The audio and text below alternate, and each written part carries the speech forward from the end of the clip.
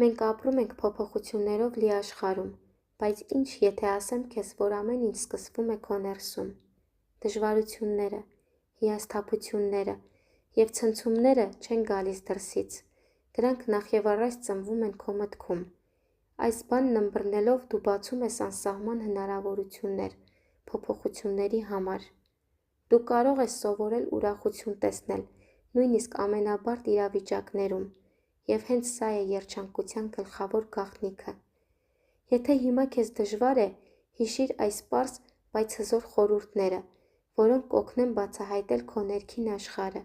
և վերականգնել ներդաշնակությունը։ Եկեք միասին փորձենք հասկանալ, թե ինչպես դա անել։ Առաջին.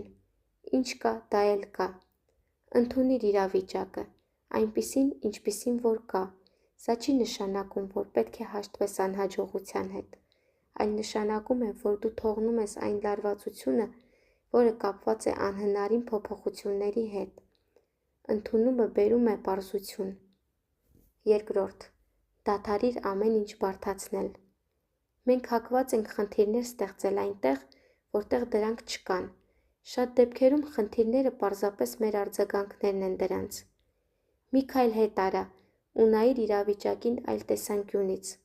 Դու կհասկանաս, թե որքան բան կարող է փոխվել քո հայացքի փոփոխությունից։ Փոխիր քեզ։ Երրորդ. եթե քեզ դուր չի գալիս այն, ինչ կատարվում է